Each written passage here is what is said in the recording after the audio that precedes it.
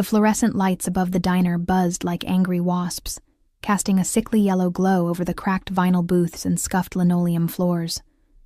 I could feel the ache in my feet radiating up through my calves, a dull throb that had become as familiar as my own heartbeat after another double shift. The smell of burnt coffee and grease hung thick in the air, clinging to my uniform, my hair, my skin.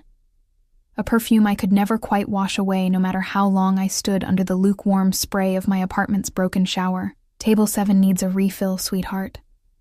Marge's voice cut through my exhaustion, sharp and nasal.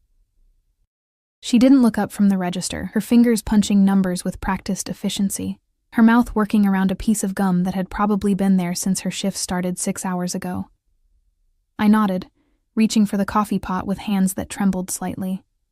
23 years old, and I already felt ancient. The weight of my daughter's medical bills sat heavy in my purse, a stack of pink and white papers that grew thicker each week. Lily was only 4, too young to understand why Mommy couldn't afford the specialists, why we ate pasta 4 nights a week, why our apartment had water stains on the ceiling that looked like spreading bruises. The dinner rush had finally died down, leaving behind a battlefield of dirty plates and wadded napkins. Only a handful of customers remained scattered throughout the diner like forgotten chess pieces. I moved between tables mechanically, my body operating on autopilot while my mind tallied numbers. Rent due in 5 days, electricity bill 2 weeks overdue, Lily's prescription running out. I was refilling the sugar dispensers when the air in the diner changed. It was subtle at first, like the pressure drop before a storm. The bell above the door chimed, and I glanced up out of habit, the polite smile already forming on my exhausted face. Then I froze. 3 men entered, but only one demanded attention. He moved with the kind of fluid grace that spoke of absolute confidence, of a man who had never questioned his right to occupy any space he chose. Tall, broad-shouldered, wrapped in a charcoal suit that probably cost more than my annual salary. Even from across the room, I could see the quality of the fabric, the perfect tailoring that suggested custom work, Italian craftsmanship. But it was his face that made my breath catch. Sharp cheekbones, a jaw that could cut glass, dark hair swept back from a forehead that spoke of intellect and calculation.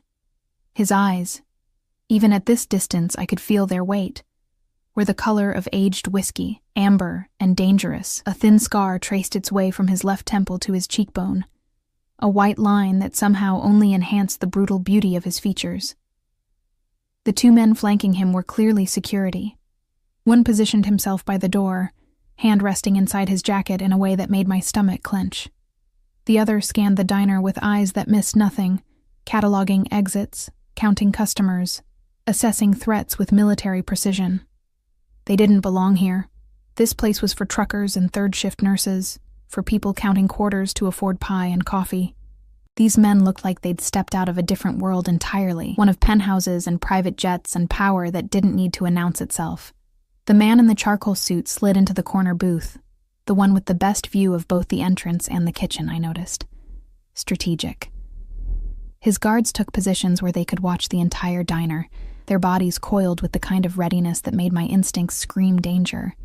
I forced my feet to move, forced my hands to stop shaking as I grabbed a menu and made my way toward his table.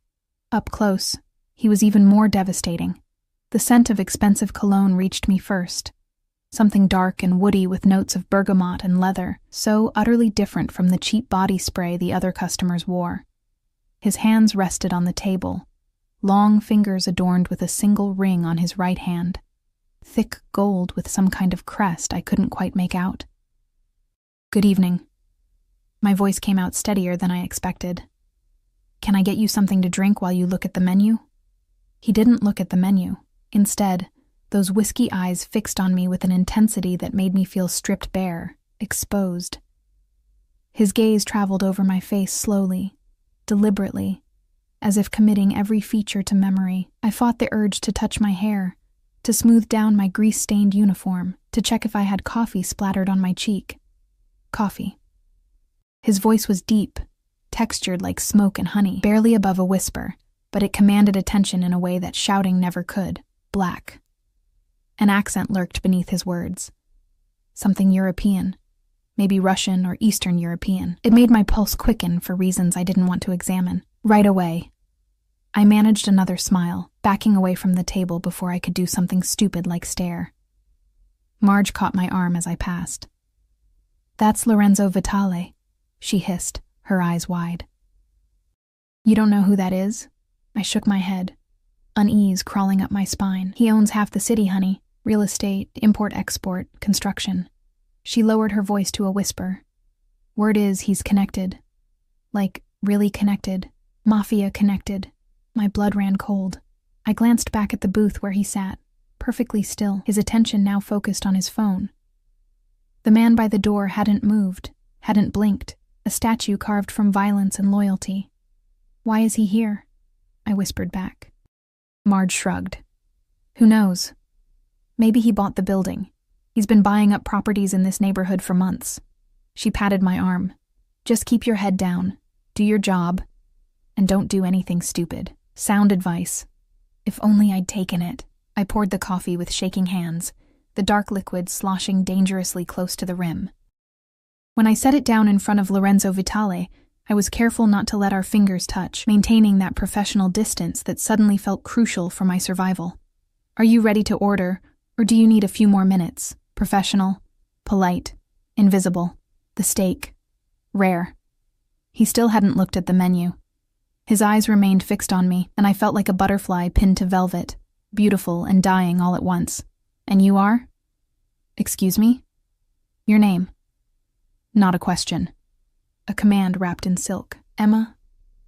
I shouldn't have told him. I should have lied. But something about the way he asked made refusal feel impossible. "Emma." He repeated it slowly, tasting each syllable like wine.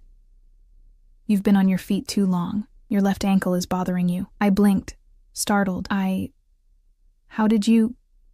"You favor your right leg, the way you shift your weight." His lips curved into something that might have been a smile on anyone else. On him, it looked predatory. "You should sit down before you collapse." "I'm fine." The lie tasted bitter.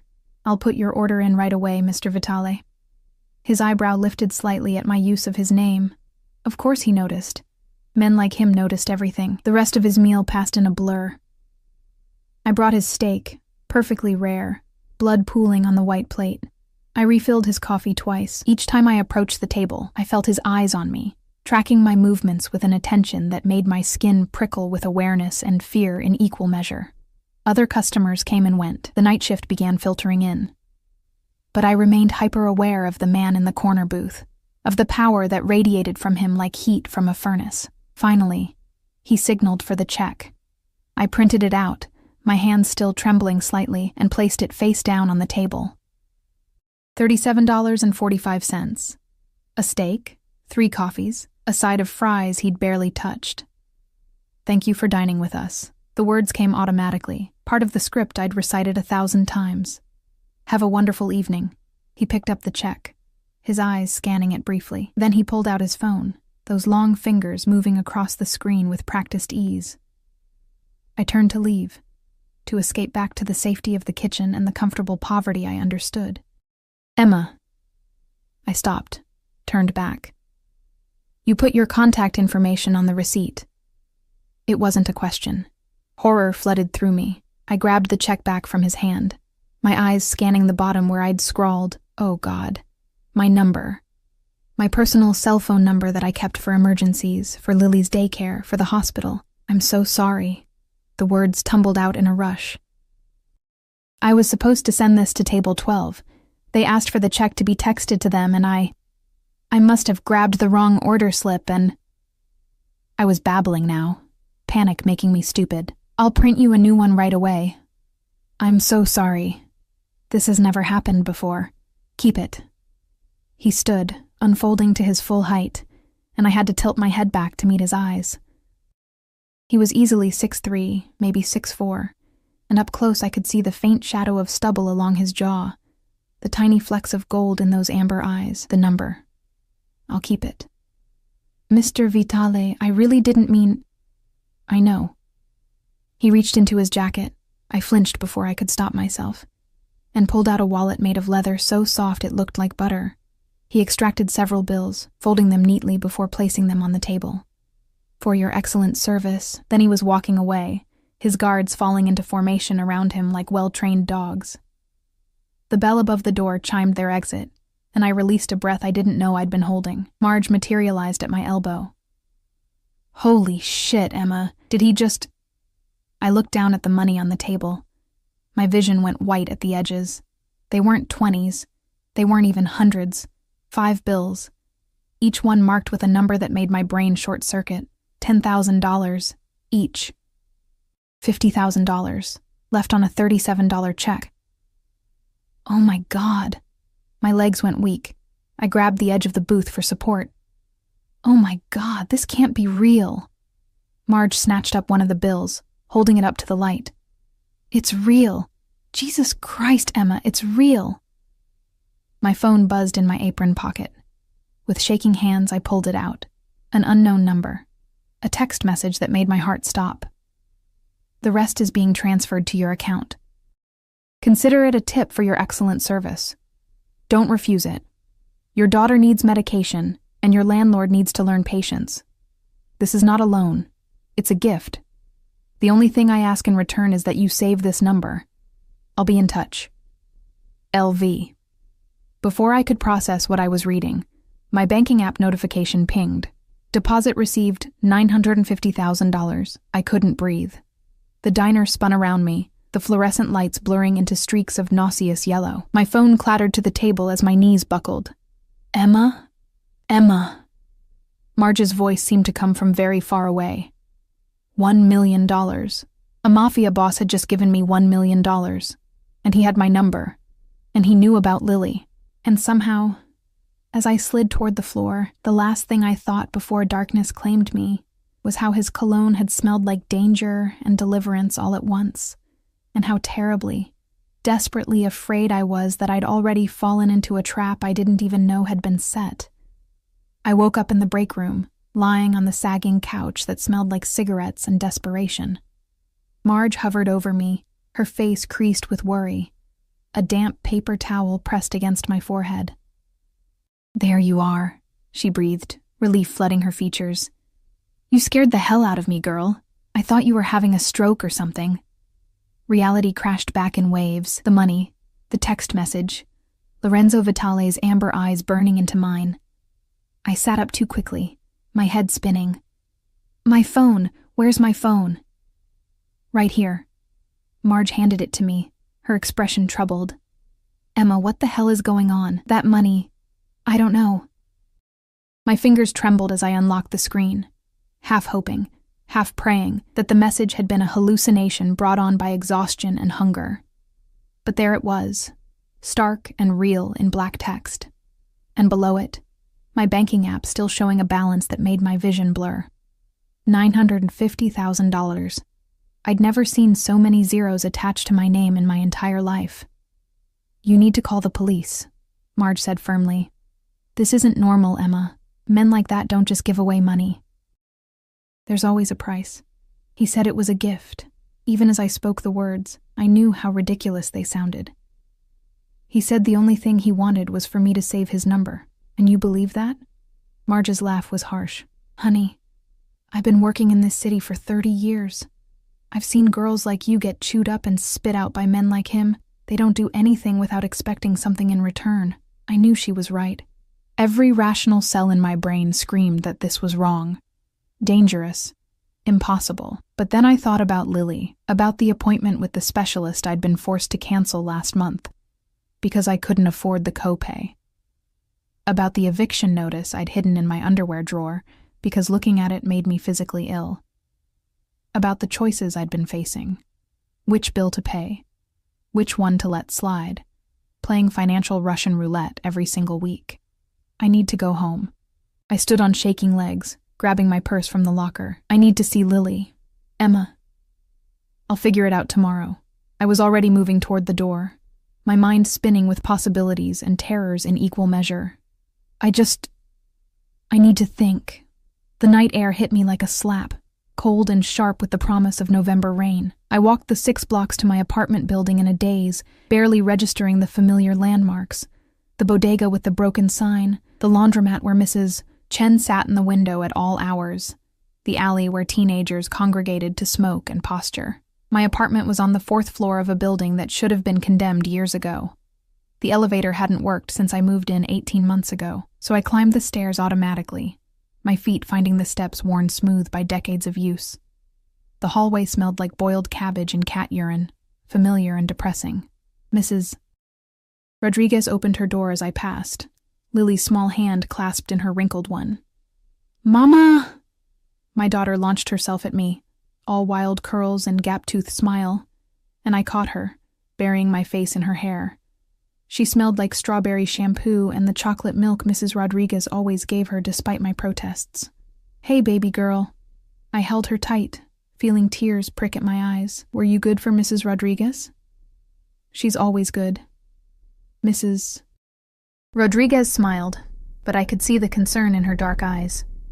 She'd been babysitting Lily for almost nothing since I started at the diner, a kindness I could never repay. "You look pale, mija. Are you feeling okay?" "Just tired." Another lie to add to the growing collection. "Thank you so much for watching her. Anytime, you know that." She hesitated. "Emma, if you ever need anything." "I know. Thank you." Inside our apartment, Lily chattered about her day while I went through the motions of our bedtime routine. Bath in a tub with chipped porcelain and questionable water pressure. Pajamas with cartoon characters, already too small but still wearable for a few more weeks. A story from the library book we'd read so many times I had it memorized. "Mama, why are you crying?" Lily's small hand touched my cheek, coming away wet. "I'm not crying, baby. Just tired eyes."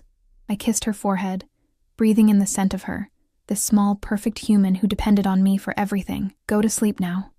Sweet dreams." "Sweet dreams, Mama." I waited until her breathing evened out, until I was sure she was deeply asleep, before I allowed myself to fall apart. Sitting on my sagging couch in the dark, I pulled out my phone and stared at the message again.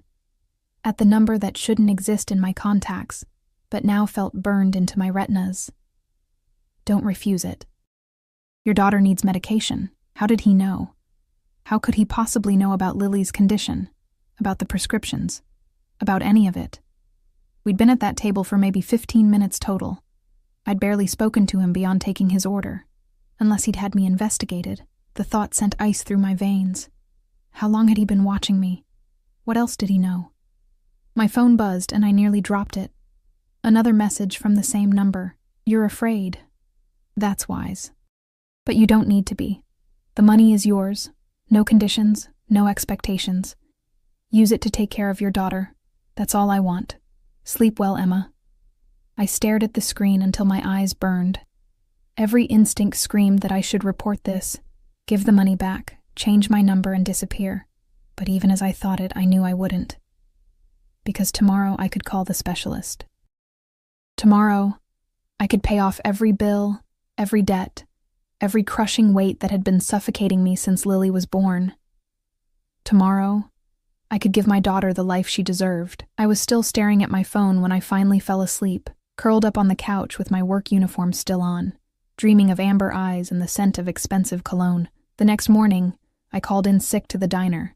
Marge didn't question it, just told me to take care of myself and hung up quickly, probably afraid I'd drag her into whatever mess I'd gotten myself into. I spent 3 hours on the phone with the bank, convinced they'd tell me it was a mistake, that the money would disappear as quickly as it had appeared. But the manager's voice had been respectful, almost reverent, when he confirmed the transfer was legitimate and the funds were available immediately. "The transfer came from a private account," he'd explained. "Everything appears to be in order, Ms. Reeves. Would you like to speak with one of our financial advisors about managing these funds?"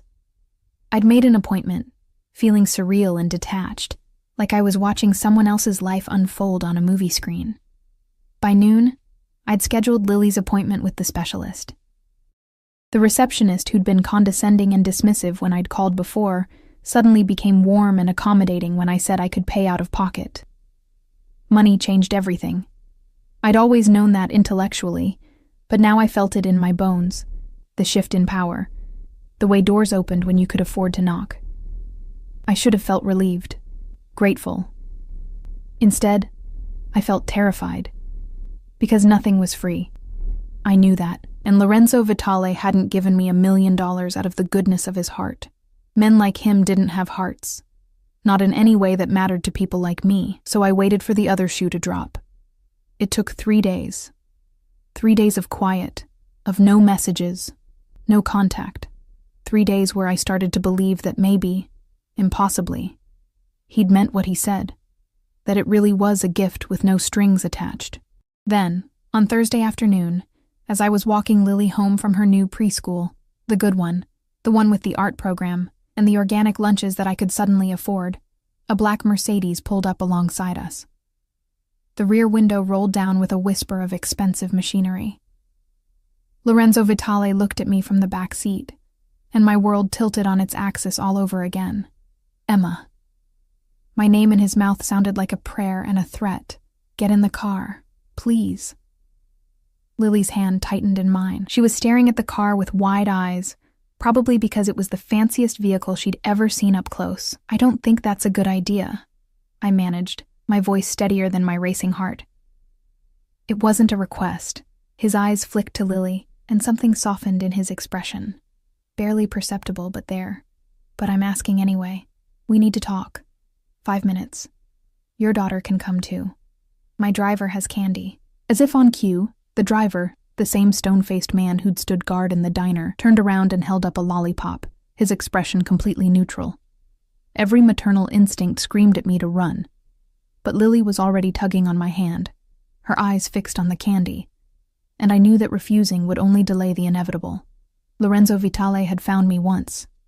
He could find me again. 5 minutes, I said firmly.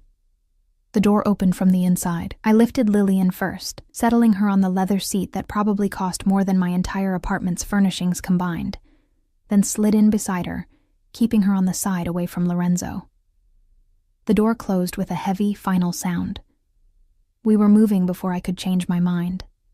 The interior of the car smelled like leather, and that same cologne that had haunted my dreams for 3 nights. Lorenzo sat across from us, perfectly composed in another immaculate suit, navy this time, with a silver tie that caught the light. A laptop was open on the seat beside him, documents I couldn't read scattered across his lap. He was working. He'd been working when he'd spotted us. The realization should have made him seem more human. Instead, it just emphasized the vast gulf between our worlds. Mr. Vitale, I started. Lorenzo. He closed the laptop with a soft click, giving me his full attention. Those amber eyes moved over my face like a physical touch. Please. Lorenzo, then. The name felt too intimate on my tongue. What do you want? To ensure you're using the money wisely. He leaned back, one arm draped casually across the back of the seat, but I could see the coiled tension in his shoulders, the readiness of a predator at rest. Have you taken your daughter to the specialist? Lily was absorbed in her lollipop, swinging her feet and looking out the window at the city passing by in a blur of color and motion, oblivious to the danger sitting 3 feet away from her. Her appointment is next week. I kept my voice low. How did you know about her condition? About any of it?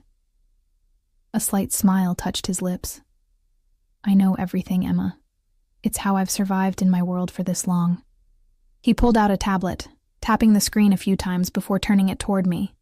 Lily Ann Reeves, born 4 years ago with a congenital heart defect, requires regular monitoring and medication. Her father, his voice took on a harder edge, Marcus Chen, currently incarcerated for armed robbery. He stole from the wrong people and paid the price. My blood turned to ice. You know Marcus? I know of him. Lorenzo's expression was unreadable.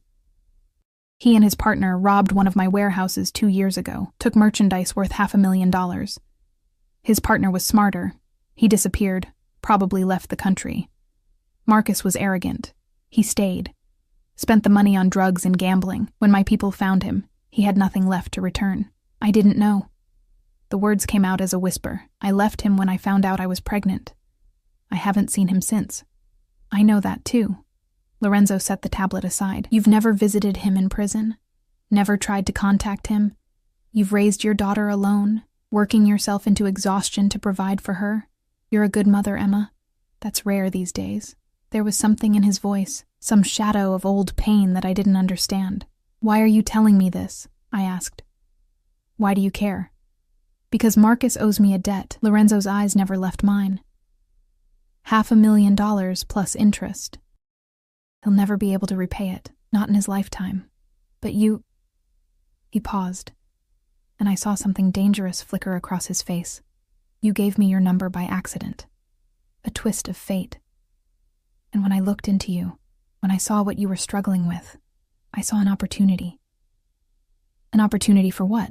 My voice was barely audible. To collect what's owed in a different way. He leaned forward slightly, and I caught the full force of his presence, the power that rolled off him in waves. Marcus's debt is erased. In exchange, you belong to me now. The world seemed to stop. Even the hum of the car's engine faded into nothing, replaced by the roaring of blood in my ears. Excuse me? The word came out strangled, barely human. Lorenzo's expression didn't change. He sat there, perfectly calm, perfectly composed, as if he'd just commented on the weather, instead of claiming ownership of another human being. You heard me correctly. His voice remained soft, almost gentle. Marcus stole from me. The debt passes to his family, his daughter, and by extension to you. That's insane. I pulled Lily closer, my arm wrapping around her protectively, even though she was still happily occupied with her lollipop, oblivious to the nightmare unfolding around her. You can't just... People aren't property. This isn't the Dark Ages. No, it's not. He tilted his head slightly, studying me with those predator's eyes. It's much worse. In the Dark Ages, at least everyone understood the rules. Now we pretend civilization has made us better, kinder. But power still flows the same way it always has. From those who have it to those who don't. I'll go to the police. And tell them what?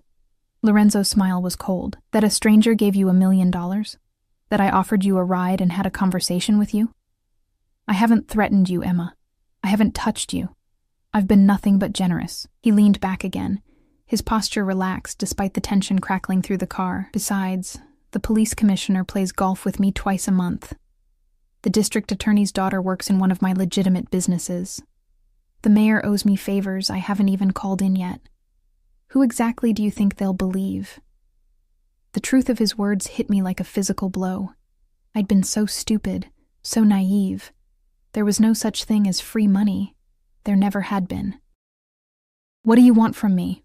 I whispered, my mind racing through horrific possibilities. I'd heard stories, whispered rumors about what men like him did to women. Trafficking, exploitation. Things I couldn't even allow myself to fully imagine with my daughter sitting right here. Lorenzo's expression shifted, something almost like offense flickering across his features. I'm not a monster, Emma. Whatever you're thinking, stop. I don't hurt women. I don't force them into things they don't want. That's not who I am. Then what? I want you to work for me. He said it simply, as if it were the most natural thing in the world. As my personal assistant, you'll manage my schedule, handle certain communications, accompany me to events that require a softer presence. Nothing illegal, nothing immoral, just your time and your discretion. I stared at him, trying to find the trap hidden in his words. That's it? You gave me $1 million so I'd work as your secretary? Assistant, he corrected. And yes, that's it. I don't believe you. I don't particularly care if you believe me or not. His voice took on an edge of steel beneath the silk. The money is already yours. Consider it an advance on your salary. You'll make an additional $50,000 a month for as long as you work for me. Your daughter's medical expenses will be covered completely. Your housing situation will be upgraded. And in exchange, you give me your loyalty, your time, and your absolute discretion about anything you see or hear while in my employment. $50,000 a month. My brain couldn't even process that number. I currently made less than that in an entire year. And if I refuse? I had to ask, even though I already knew the answer. Lorenzo's smile didn't reach his eyes. Then you keep the $1 million. Consider it a gift. But Marcus's debt remains unpaid. And debts in my world have a way of coming due in unpleasant ways. I can't control what my associates might do if they discover he has a daughter. a beautiful daughter with a sick child of her own. The world is full of dangers, Emma. It would be such a shame if something happened because you weren't under my protection. There it was. The velvet glove removed to reveal the iron fist beneath. That's a threat. It's a reality. He pulled out his phone, typed something quickly, then set it aside. I'm offering you a choice. Work for me willingly, with all the benefits that entails. Or refuse, and take your chances with a world that's much crueler than I am. I'm not the villain here, Emma. I'm the only thing standing between you and people who would use you up and throw you away without a second thought. You're using me right now, I said bitterly. I'm employing you. There's a difference. His eyes softened slightly. I could have taken you the moment I saw you in that diner. I could have had my men drag you into this car, threaten your daughter, destroy your life. But I didn't. I gave you money first. I'm asking for your consent. That might not seem like much to you. But in my world, it's everything. Lily tugged on my sleeve. Mama, are we going home soon? I'm hungry. The sound of her voice, so innocent and trusting, shattered something inside me. She didn't understand that our lives had just been bought and sold, that her mother had become a pawn in a game played by monsters in expensive suits. But she was healthy.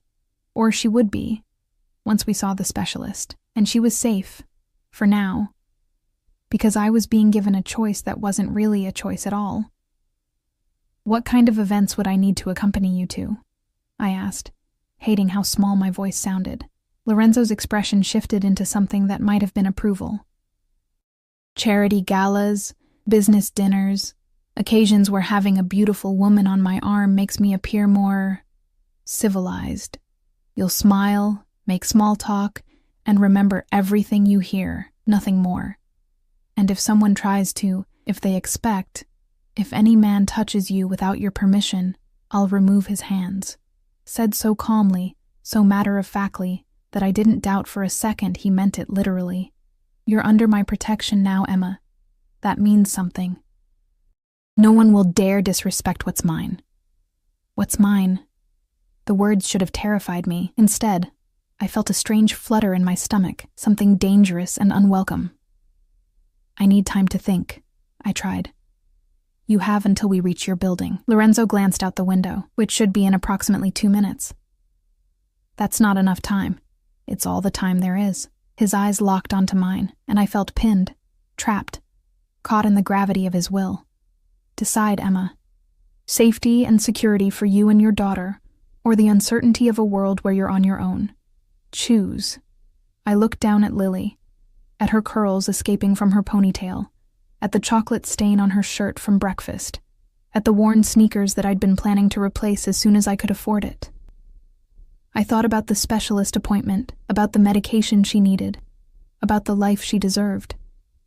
And I thought about Marcus, rotting in a cell somewhere, his debts becoming my chains. I'll do it, I whispered.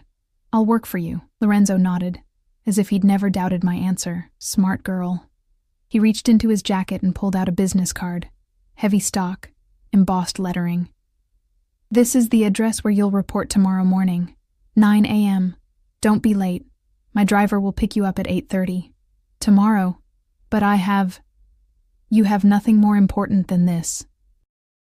His tone brooked no argument. Quit your job at the diner. I'll have someone handle it. Your daughter's preschool has been contacted. They've been informed you'll be working irregular hours and have authorized Mrs. Rodriguez as an additional pickup person. She'll be compensated generously for her flexibility. Horror crept through me. You already did all of this before I even agreed. I don't leave things to chance, Emma. It's why I'm still alive. The car slowed, pulling up in front of my building. Lorenzo's driver appeared at the door, opening it with practiced efficiency. One more thing. I paused, Lily already climbing out, eager to escape the confining space. Don't run. Lorenzo's voice was soft, but the warning was clear. Don't try to disappear. Don't do anything foolish. I've invested in you now, and I protect my investments. But if you betray me, if you try to take my money and vanish... He let the sentence hang, unfinished but absolutely clear. Do we understand each other? Yes. The word tasted like ashes. Good. His expression softened marginally. This doesn't have to be a punishment, Emma. Work hard, stay loyal, and you might find this arrangement has benefits you haven't considered. I take care of what's mine." Then the door was closing, and the Mercedes was pulling away, leaving me standing on the cracked sidewalk with my daughter's hand in mine, and the feeling that I'd just signed my soul away in exchange for survival. That night, after Lily was asleep, I sat at my laptop and researched Lorenzo Vitale. What I found made my blood run cold. He was everywhere and nowhere. Legitimate businesses, real estate development, import-export companies, construction firms, all perfectly legal on the surface. But underneath, in the spaces between the official records, there were rumors, whispers, stories that newspapers wouldn't print and witnesses wouldn't confirm. His family had ties to organized crime going back 3 generations. His grandfather had built an empire on bootlegging during Prohibition. His father had expanded into gambling, loan sharking, protection rackets, and Lorenzo had taken it all and made it almost respectable, laundering money through legitimate enterprises while maintaining iron control over the city's underworld. There were no arrest records, no convictions. He was untouchable, and I had just agreed to work for him. I found one photograph from a charity event 6 months ago. Lorenzo in a tuxedo, standing next to a woman in a red dress. Tall, blonde, model beautiful. The caption identified her as Katerina Volkov, daughter of a Russian oligarch. They looked perfect together, like they'd stepped out of a fashion magazine. I wondered what had happened to her, if she'd also been given a choice that wasn't really a choice, if she'd lasted long enough to figure out the rules of his world before it chewed her up. My phone buzzed. Another message from Lorenzo's number. "Stop researching me. You won't find anything useful, and you're only going to scare yourself. Get some sleep. Tomorrow begins your new life. I'll see you at 9. LV." I stared at the screen, then slowly turned my laptop around, looking at the small camera embedded at the top of the screen. Another message came through immediately. "I'm not watching you through your computer, Emma, but my building has eyes everywhere, and someone reported seeing lights on in your apartment at an unusual hour. I pay attention. Now go to bed." I slammed the laptop shut, my hands shaking. He wasn't just powerful, he was omnipresent. He knew where I was, what I was doing, probably what I was thinking. But as I lay in bed, staring at the water-stained ceiling, I couldn't shake the memory of how he'd looked at Lily. Not with the calculating coldness he showed me, but with something almost like longing, like pain. "You're a good mother, Emma. That's rare these days." What had happened to make a man like Lorenzo Vitale value motherhood? What had been taken from him to create such hunger in his eyes when he looked at my daughter? I fell asleep with those questions unanswered, and dreamed of amber eyes and gilded cages, of choices that weren't choices and debts that could never be fully paid. The car arrived at 8:30 exactly. I dressed in the best outfit I owned. A simple black dress I'd worn to my father's funeral 3 years ago, paired with the only heels I possessed that weren't scuffed beyond recognition.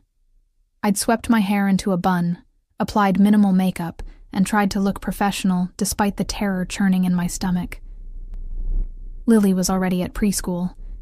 Mrs. Rodriguez had picked her up at 7:30, clucking over the generous benefactor who'd quadrupled her babysitting rate. She hadn't asked questions, just squeezed my hand and told me to be careful. If only I could. The driver said nothing as we navigated through morning traffic. I watched the city change around us, moving from my neighborhood of pawn shops and check-cashing places into areas where the buildings grew taller, cleaner, more imposing. Glass and steel reaching toward the sky, monuments to wealth and power. We pulled into an underground garage beneath a building that dominated the skyline. The elevator required a keycard to access. The driver handed me one without a word. "Penthouse," he said, his first words to me. His voice was surprisingly soft, accented, Russian, maybe. "Mr. Vitale is expecting you." The elevator ride felt like ascending to heaven or descending to hell. I wasn't sure which.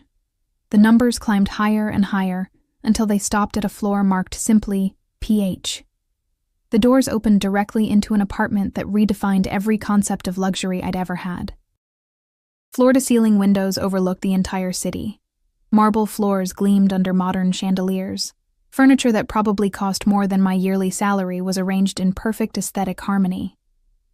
Art on the walls, real art, the kind you saw in museums, added splashes of color to the monochromatic elegance. And standing by the windows, backlit by the morning sun, was Lorenzo Vitale. He turned as I entered, and I was struck again by how devastatingly beautiful he was. Today he wore charcoal gray, perfectly tailored, his dark hair swept back from his face. The scar on his cheek caught the light, a reminder of violence lurking beneath all this civilized veneer. Emma. He crossed the space between us with that fluid, predatory grace. You're exactly on time. Good. I value punctuality. I didn't have much choice, did I? The words escaped before I could stop them.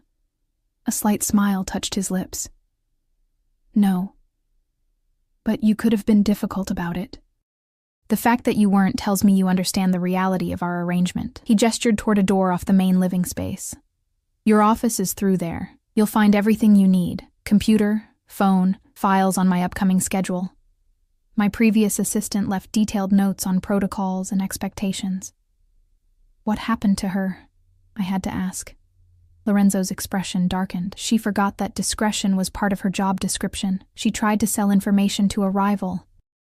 She won't make that mistake again. The casual way he said it, the absolute certainty, made my skin crawl.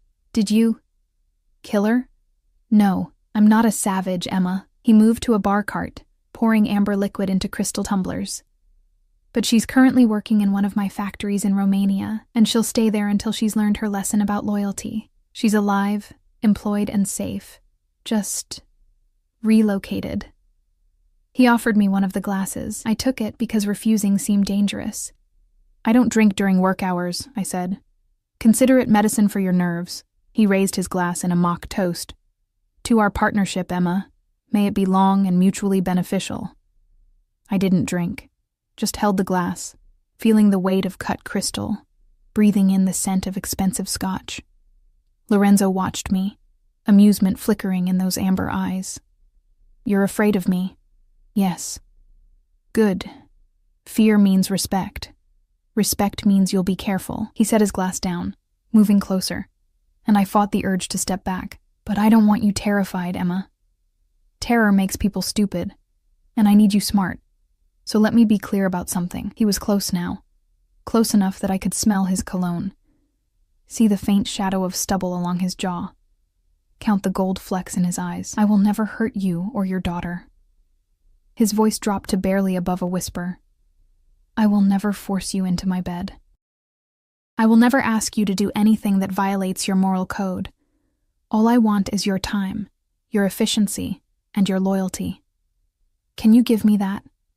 I should have said yes immediately. Should have agreed and stepped back and maintained professional distance. Instead, I heard myself ask, why me? Lorenzo's expression shifted into something complex, something almost vulnerable. Because when you looked at me in that diner, you didn't see a monster. You saw a man, a customer.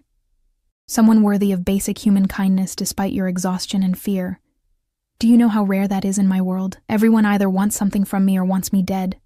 But you just wanted to serve me coffee and move on with your day. He reached out slowly, giving me time to pull away, and touched my cheek with the back of his fingers. The contact sent electricity through me, unwelcome and undeniable. You're real, Emma. In a world full of masks and manipulation, you're genuine. And He paused, something painful flickering across his face. I need something real in my life, even if I have to buy it. Then he stepped back, the moment breaking like shattered glass. Your first task is to review my schedule for the next month and flag anything that seems unusual or requires special preparation. We have a gala on Saturday. You'll accompany me. I've arranged for appropriate clothing to be delivered to your apartment this afternoon. Any questions? I had 1,000 questions, but I only asked one. Can I call my daughter during my lunch break? Something in Lorenzo's expression softened. You can call her whenever you want. Family comes first, Emma. Always. That's something we agree on. And as I walked into my new office, my new life, my new cage, I couldn't shake the feeling that Lorenzo Vitale was far more dangerous than any monster could ever be. Because monsters, at least, were easy to hate. The first week passed in a blur of controlled chaos. Lorenzo's schedule was a masterclass in compartmentalization. Legitimate business meetings scheduled back-to-back with appointments that were clearly anything but legal, though nothing was ever explicitly stated. I learned to read between the lines, to understand that warehouse inspection meant collecting payments from operations I didn't want to know about, and investor meeting often involved men with thick accents and thicker criminal records. I kept my head down and my mouth shut. The gala arrived faster than I wanted. The dress that had been delivered to my apartment was a work of art, deep emerald silk that hugged my curves before flowing to the floor, with a neckline that was tasteful but undeniably sensual. Shoes that actually fit, unlike anything I'd ever owned. Jewelry that I was terrified to wear because the diamond earrings alone probably cost more than my previous annual salary. Mrs. Rodriguez had gasped when she saw me. "Mija, you look like a princess." I felt like a fraud. Lorenzo's driver picked me up at 7. The same stone-faced man who never spoke unless absolutely necessary. We drove to the penthouse where Lorenzo was waiting, and when I stepped out of the elevator, I found him standing by the windows in a tuxedo that made him look like sin incarnated. He turned, and something flickered in his eyes when he saw me. Something hot and dangerous that made my breath catch. "You're beautiful." Not a compliment. A statement of fact, delivered with the same certainty he used for everything else. "Thank you."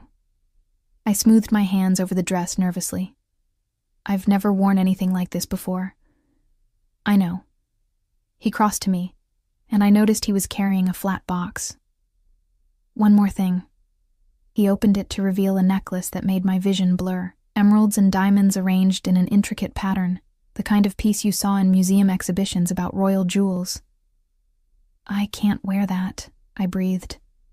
"If I lose it, you won't." He moved behind me, and I felt his fingers brush against my neck as he fastened the clasp. His touch was gentle, reverent almost, and I hated how my body responded to it. "And even if you did, it's insured. Stop worrying." "Easy for you to say. You're not wearing a small fortune around your neck." His laugh was soft, unexpected. "No, I just carry it in my pocket." He stepped back, studying me with those predator's eyes. "Perfect. You'll outshine every woman the goal? there. The goal is for people to remember that I was there with you, and to wonder who you are. Mystery creates interest. Interest creates opportunities." He offered his arm. "Ready?" No. I would never be ready for this, but I took his arm anyway, feeling the solid muscle beneath the expensive fabric, and let him lead me to the elevator.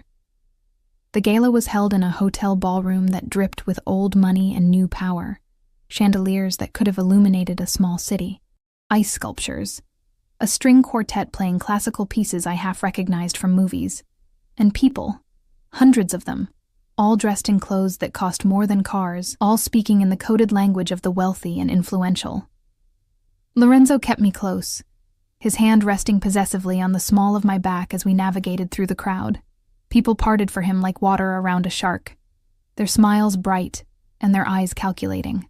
I was introduced to politicians, business moguls, socialites whose names I recognized from gossip columns, and through it all, I played my part, smiled, made small talk about nothing, let Lorenzo's hand remain on my back, a constant reminder of who I belonged to in this world. "You're doing well," he murmured during a brief moment alone. "Better than I expected." "I'm terrified," I admitted. "I know, but you hide it perfectly." His thumb traced small circles against my spine, and I wasn't sure if he knew he was doing it. "The woman in red by the bar, Katerina Volkov, my former associate, she's been watching you all evening." I glanced over and found cold blue eyes fixed on me with undisguised hatred. "Should I be worried?" "Not while you're with me." Lorenzo's hand tightened slightly. "But don't ever be alone with her. Katerina doesn't handle rejection well." Before I could ask what that meant, a man approached. Tall, silver-haired, with a smile that didn't reach his eyes. Lorenzo. "Still collecting beautiful things, I see." His gaze raked over me in a way that made my skin crawl. "Marcus." Lorenzo's voice went cold. I thought you'd learn to keep your eyes to yourself after our last conversation. The man, Marcus, but not my Marcus, thank God, raised his hands in mock surrender. Just admiring your taste, though I have to wonder where you found this one. She doesn't look like your usual type. That's because she's real. Lorenzo pulled me closer. Something you wouldn't recognize if it slapped you. The tension between them crackled like lightning. I felt like a deer caught between two predators, trying to decide which one would kill me first. We should dance, I said suddenly, desperately. The music is lovely. Lorenzo's attention snapped to me, surprise flickering across his features, then something like gratitude. Of course. He led me to the dance floor, pulling me into his arms with a possessiveness that should have frightened me, but instead felt oddly safe. His hand splayed across my lower back, the other clasping mine, and we moved together to a waltz I didn't know, but somehow followed anyway. Thank you, he said quietly. For what? For preventing me from putting Marcus through that window. I've been wanting to do it for years, but it would have been bad for business. His eyes met mine, and I saw something raw in them. You're good at this. Reading situations, knowing when to intervene. I worked in a diner for 3 years. You learn to read people when your tips depend on it. A real smile touched his lips, the first genuine one I'd seen. Smart and practical, I chose well. We danced in silence for a moment, and I became acutely aware of how close we were, of the heat of his body against mine, of the way his cologne made my head spin. Why did you really choose me? I asked. The truth this time. Lorenzo's expression shifted, becoming vulnerable in a way I'd never seen. Because you reminded me of someone I lost a long time ago. Who? My sister. The words were barely audible. She was kind like you. Genuine. She saw good in people even when they didn't deserve it, and it got her killed. My heart clenched. Lorenzo. She was caught in crossfire. Wrong place. Wrong time. She was 23. Had a daughter. 3 years old. His grip tightened on me. I couldn't save her. Couldn't protect her. But when I saw you with Lily, struggling and exhausted but still fighting, I thought maybe I could do for you what I failed to do for her. Understanding crashed over me. This wasn't about debt or ownership. This was about redemption. About a man trying to save someone he'd already lost. I'm not your sister, I said gently. I know. His eyes met mine, and I saw the weight of years in them. But maybe you can be the second chance I don't deserve. The music ended. We stood there, still pressed together, the moment stretching into something dangerous and inevitable. Then his phone buzzed. The spell broke. Lorenzo checked it, his expression hardening. We need to leave. Now. What's wrong? Someone's moving against me tonight. They think I'm distracted. His hand found mine, gripping tight. Stay close to me. Don't let go for any reason. We moved through the crowd quickly, his security materializing from nowhere to flank us. I saw Katerina watching with a smile that promised violence, saw Marcus raising his glass in a mocking toast, and I realized that Lorenzo's world was even more dangerous than I'd understood. That being his meant being a target. The car was waiting. We climbed in, and I saw Lorenzo pull a gun from inside his jacket, sleek, black, utterly deadly. I'm sorry, he said, not looking at me. This isn't how tonight was supposed to end. But as we raced through dark streets toward an unknown destination, his hand found mine again, and I held on tight, realizing that somewhere in the past week, my fear of Lorenzo Vitale had transformed into something far more dangerous: trust. The penthouse was in lockdown when we arrived. Armed men I'd never seen before positioned at every entrance, their faces grim and professional. Lorenzo moved through them like a general inspecting troops, issuing orders in Italian too rapid for me to follow. I stood frozen in the center of the living room, still wearing the emerald dress, feeling utterly out of place. Emma. Lorenzo appeared at my elbow, the gun now holstered somewhere I couldn't see. I need you to go to the safe room. 3rd door on the left down that hallway. Code is Lily's birth date. Day, month, year. The fact that he knew my daughter's birth date by heart should have terrified me. Instead, it did something else entirely to my racing heart. What's happening? A rival family thought tonight would be a good time to make a move on my territory. They were wrong. His expression was carved from stone. "You'll be safe in the safe room. Stay there until I come get you. And if you don't come..." Something flickered in his eyes, surprised that I'd asked, maybe, or something softer. "Then my second-in-command, Victor, will get you out. You'll be taken care of. You and Lily both. I've made arrangements. Lorenzo." He kissed me. Fast, hard, desperate. His hand cupped the back of my head, fingers tangling in my carefully styled hair. And for a moment the world narrowed to just the taste of him, the heat of him, the absolute certainty of his mouth on mine. Then he pulled back, and his mask was firmly in place again. "Go. Now." I went. The safe room was exactly what it sounded like. Reinforced walls, monitors showing every angle of the building, enough supplies to survive a siege. I sank onto the leather couch, my legs finally giving out, and touched my lips where I could still feel the ghost of his kiss. This was insane. All of it. I'd gone from struggling waitress to Mafia mistress in less than 2 weeks, and somewhere along the way, I'd stopped being quite so terrified of the man who'd bought my loyalty. Hours crawled by.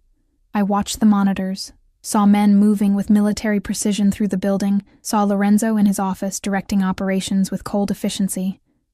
He'd removed his jacket, rolled up his sleeves. There was blood on his white shirt, not his, I prayed, and his hair was disheveled from running his hands through it. He looked like a king directing a war, beautiful and terrible in equal measure. My phone rang.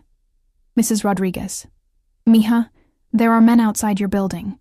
They say they're here to protect Lily. Did you..." "Yes." Relief flooded through me. Lorenzo had thought of everything. "They work for my employer. Let them do their job. Keep Lily inside and away from windows." "Emma, what have you gotten involved in?" "Something I can't get out of. But we're safe. I promise." I hoped I wasn't lying. Dawn was breaking when Lorenzo finally opened the safe room door. He looked exhausted, the blood on his shirt dried to rust brown, but alive. Whole. I launched myself at him without thinking, and he caught me, his arms coming around me with surprising gentleness. "It's over," he murmured into my hair. "You're safe. You're bleeding." I pulled back, seeing a cut above his eyebrow I hadn't noticed on the monitors. "It's nothing. The other guy looks worse, a ghost of a smile. Much worse. I should have been horrified, should have run screaming from this life of violence and danger. Instead, I found myself reaching up to touch his face, my fingers tracing the line of his scar. "Why did you kiss me?" Lorenzo's eyes darkened. "Because I wanted to. Because I might not have gotten another chance. Because you've been driving me insane since the moment I saw you, and I'm tired of pretending otherwise."